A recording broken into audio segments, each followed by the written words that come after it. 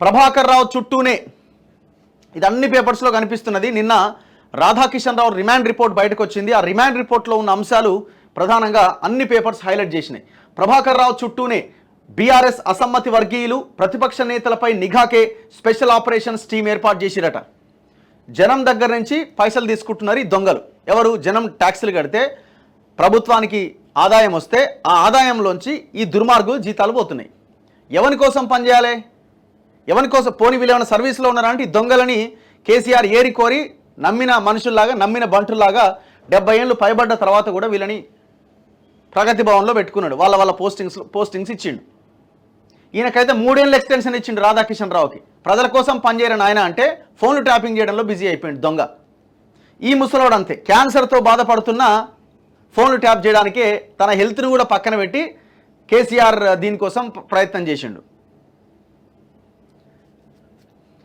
So కేవలం అట వీళ్ళు మొత్తం బీఆర్ఎస్ మీద ఎవరెవరు పోరాటం చేస్తున్నారు, ఎవరెవరు ప్రశ్నిస్తున్నారు, అపోజిషన్ పార్టీలు ఏవి, ఎవరెవరిని ఎట్లా ఇది చేయాలన్న దాంట్లో వాళ్ళ కోసమే పనిచేసారు వీళ్ళంతా. ఎన్నికలప్పుడు ప్రతిపక్షాలకు చెందిన వారి డబ్బు పట్టుకున్న టాస్క్ ఫోర్స్ సిబ్బంది. రాధాకిషన్ రావు రిమాండ్ రిపోర్ట్లో పోలీసుల వెల్లడి. ఫోన్ ట్యాపింగ్ కేసులో స్పెషల్ ఇంటెలిజెన్స్ బ్రాంచ్ ఐజీగా, ఆ తర్వాత ఓఎస్డీగా పనిచేసిన ప్రభాకర్ రావు చుట్టూ ఉచ్చు బిగుస్తోంది. అప్పటి ప్రతిపక్ష నేతలతో పాటు అధికార పార్టీలోని అసమ్మతి వర్గీయులపైన నిఘా పెట్టేందుకు ఆయన ప్రత్యేకంగా ఒక బృందాన్ని ఏర్పాటు చేసినట్టు, దీనికి స్పెషల్ ఆపరేషన్స్ టీమ్ అని పేరు పెట్టినట్లు రాధాకిషన్ రావు విచారణలో వెల్లడైంది. ఇంకా దానికి పేరట, దానికి ఒక పేరు పెట్టి ఉసిగొల్పిండు. సామాజిక వర్గం ప్రాతిపదికన సస్పెండెడ్ డీఎస్పీ ప్రణీత్ రావును ఏరి కోరి దీని బాధ్యతలు అప్పగించినట్టుగా బహిర్గతమైంది. ప్రణీత్ రావు ఇచ్చిన సమాచారం ఆధారంగానే ఎన్నికల సమయంలో ప్రతిపక్షాలకు చెందిన డబ్బును పట్టుకున్నట్టుగా తేలింది. హైదరాబాద్ టాస్క్ ఫోర్స్ డీసీపీగా, ఓఎస్డీగా పనిచేసిన రాధాకిషన్ రావు విచారణలో అనేక సంచలన విషయాలు వెలుగులోకి వచ్చాయి. గత గురువారం అరెస్ట్ చేసిన పోలీసులు ఆయన వాంగ్మూలం నమోదు చేశారు.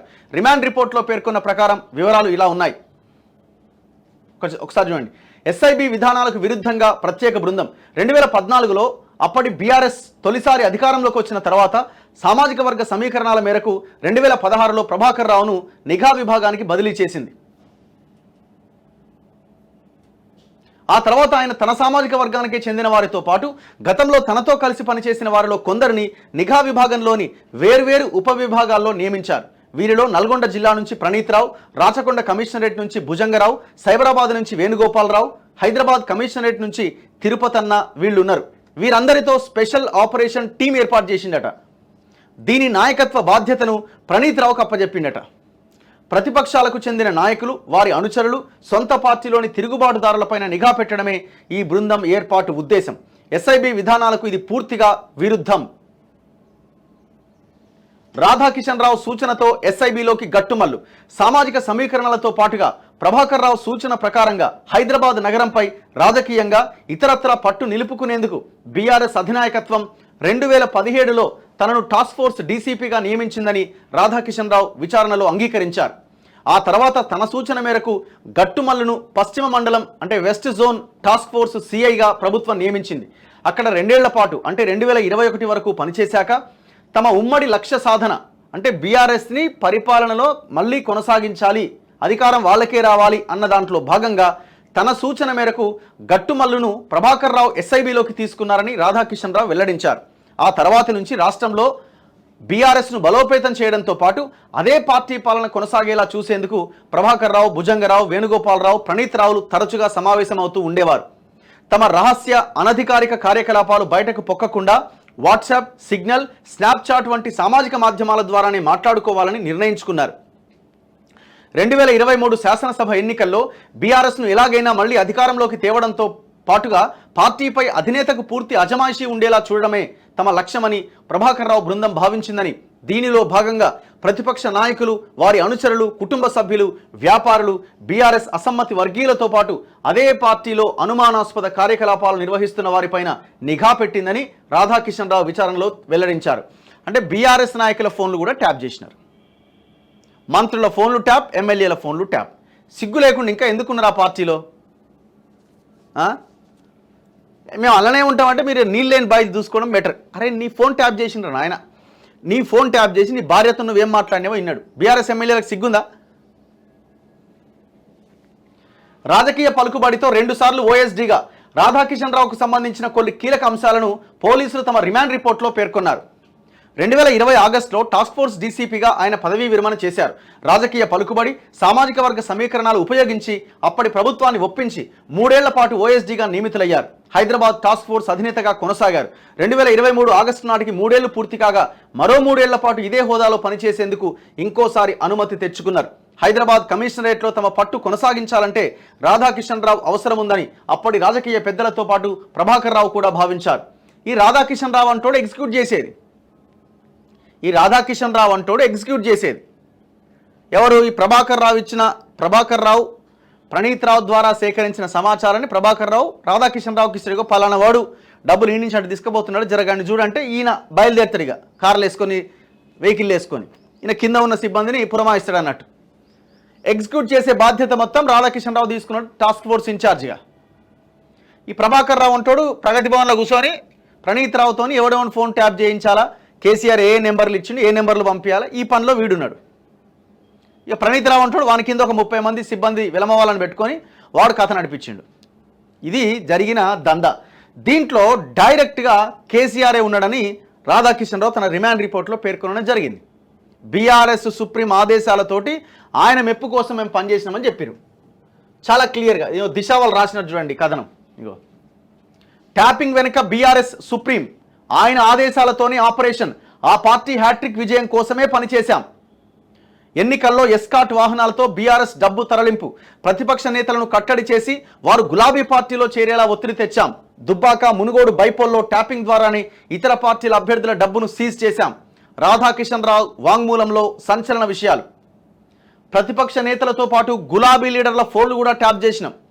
వారి ఫ్యామిలీ అనుచరులు, వ్యాపారవేత్తలపైన నిఘా పెట్టిరట. బీఆర్ఎస్ ఎమ్మెల్యేలకు చీము, నెత్తురు, సిగ్గు, శరం ఏమన్నా ఉంటే ఇంకా ఆ పార్టీలో ఎందుకు కొనసాగుతున్నారో మీ ఇంట్లో వాళ్ళకనే చెప్పుకోండి. ఫస్ట్ ఈ బీఆర్ఎస్ ఎమ్మెల్యే మీ భార్యలకు చెప్పుకోండి, మన ఫోన్ ట్యాప్ చేసినట్టే నేను నీతో మాట్లాడుతుంటే ఇన్నాడట కేసీఆర్ అని చెప్పుకోండి ఒకసారి. వాళ్ళు మిమ్మల్ని నువ్వు అట్లే ఉండాలా కేసీఆర్ మనం ఏం మాట్లాడుకున్నా వినాలని చెప్తారా, బయటికి రమ్మని చెప్తారా? ఒక్కసారి అడగండి, మీ ఇంట్లో వాళ్ళని అడగండి, మీ పిల్లల్ని అడగండి.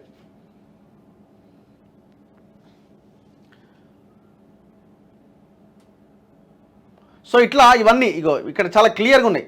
ఇందుకు ఇతర అంశాలకు సంబంధించిన అంశాలపై పట్టు ఉండేందుకు తనను టీఆర్ఎస్ సుప్రీం 2017లో హైదరాబాద్ టాస్క్ ఫోర్స్ డీసీపీగా నియమించిండు. అంటే ఈ ఎగ్జిక్యూషన్ బాధ్యతలు అప్పగించడానికే 2017లో ఆయన్ని టాస్క్ ఫోర్స్ డీసీపీగా నియమించిండు. వెరీ క్లియర్గా. సో ఇది జరిగిన దందా. ఇప్పుడు నిన్న ఆయన రిమాండ్ రిపోర్ట్లో ఈ అంశాలన్నీ కూడా బయటకు వచ్చినాయి. ఆయన ఆదేశాలతోని ఎన్నికల డబ్బు స్వాధీనమట. టాస్క్ ఫోర్స్లో పనిచేసినప్పుడు ప్రభాకర్ రావు ఆదేశాలు, ప్రణీత్ రావు ఇచ్చిన సమాచారం ఆధారంగా రాధాకిషన్ రావు డబ్బు స్వాధీనం వంటి కేసులు పట్టుకున్నారట. వాస్తవానికి టాస్క్ ఫోర్స్ ఓఎస్డీగా ఇలాంటి పనులు చేయాల్సిన అవసరం లేదు. ప్రభాకర్ రావు సూచన మేరకు 2018 ఎన్నికల సమయంలో డబ్బు పంపిణీకి సంబంధించిన సమాచారాన్ని రాధాకిషన్ రావుకు ప్రణీత్ రావు చేరవేశారు. దీని ఆధారంగా రాధాకిషన్ రావు ఆధ్వర్యంలోని టాస్క్ ఫోర్స్ సిబ్బంది హైదరాబాద్లోని రామ్ గోపాల్పేట ఠాణా పరిధిలో ప్యారడైజ్ హోటల్ వద్ద షేరిలింగంపల్లి శాసనసభ నియోజకవర్గంలో తెలుగుదేశం పార్టీ తరపున పోటీ చేసిన భవ్య సిమెంట్ సంస్థ అధినేత ఆనంద్ ప్రసాద్కు చెందిన 70 లక్షలు స్వాధీనం చేసుకున్నారు. ఎట్లా? ఫోన్ ట్యాప్ చేసి. 2020లో దుబ్బాక ఉప ఎన్నిక సమయంలో ప్రణీత్ రావు బృందం సాంకేతిక నిఘా కార్యకలాపాలు నిర్వహించింది.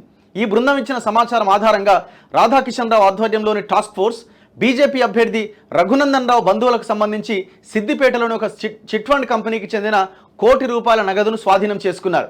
తర్వాత 2022 మునుగోడు ఉప ఎన్నిక సందర్భంగా కూడా ప్రభాకర్ రావు ఆదేశాల మేరకు ప్రణీత్ రావు సాంకేతిక నిఘా నిర్వహించారు. ఆయన ఇచ్చిన సమాచారం ఆధారంగా హైదరాబాద్ టాస్క్ ఫోర్స్ పోలీసులు నాటి బీజేపీ అభ్యర్థి కోమటిరెడ్డి రాజగోపాల్ రెడ్డి అనుచరులైన గుంట సాయి కుమార్ రెడ్డి, కుండె మహేష్, డి సందీప్ కుమార్, ఎం మహేందర్, ఏ అనూష్ రెడ్డి, వెన్నం భరత్ల దగ్గర నుంచి 3.5 కోట్లు స్వాధీనం చేసుకుని గాంధీనగర్ పోలీసులకు అప్పగించారు. ఇప్పుడు ఇక్కడ చూడండి, దుబ్బాక ఎలక్షన్స్లో 70 ఎంత ఏడా దాదాపు ₹1 కోటి పట్టుకున్నారు. అయినా ఎడ గెలవలేకపోయినారు. మునుగోడు ఎలక్షన్లో 3.5 కోట్లు పట్టుకున్నారు. యాక్చువల్ అక్కడ రాజగోపాల్ రెడ్డి మునుగోడు ఎలక్షన్స్లో దాదాపు ఒక 70-75% పంచగలిగిండు. ఈ డబ్బులు ఎక్కడికక్కడ ఆపేసిరు. ఒకవేళ ఈ 3.5 కోట్లు పంచి ఉంటే ఆయన ఇంకొక 10-15 వేల ఓట్లతో మెజార్టీతో గెలిచిటోడు. అంటే ఫోన్ ట్యాప్ చేసి డబ్బులు పట్టుకొని ఇట్లా కూడా సక్సెస్ అయ్యారు. వీళ్ళు ఏం చేయాలిగా? నడి రోడ్డు మీద ఉరిది వద్దులని ప్రజలే చెప్పాలా. వ్యక్తిగత ఫోన్లని విన్నరు, పర్సనల్ ఇన్ఫర్మేషన్ మొత్తం తీసుకున్నారు. ఇందులో బీఆర్ఎస్ ఎమ్మెల్యేలు ఉన్నారు, మాజీ మంత్రులు ఉన్నారు. బీఆర్ఎస్ ప్రభుత్వంలో ఉన్న ఆనాటి మంత్రులు సొంత భార్యల ఫోన్లు కూడా ట్యాప్ చేసుకున్నారు ఈ దుర్మార్గులు. హీరోయిన్ల ఫోన్లు ట్యాప్ చేసి బ్లాక్మెయిల్ చేసిరు. అల్టిమేట్గా ఎవరి పేరు వినిపిస్తుంది? రాధాకిషన్ రావు చెప్పిన దాంట్లో సుప్రీం, బీఆర్ఎస్ సుప్రీం అంటుండు. బీఆర్ఎస్ సుప్రీం అంటే ఎవరు? కేసీఆర్. మరి ఈ కేసులో ఈ కేసీఆర్ అరెస్ట్ అయినప్పుడే, ఈ కేటీఆర్ అరెస్ట్ అయినప్పుడే ఈ కేసు నిష్పక్షపాతంగా జరుగుతున్నట్టు లెక్క. అదర్వైజ్ మీరు ఏం చేసినా ఉపయోగం లేదు.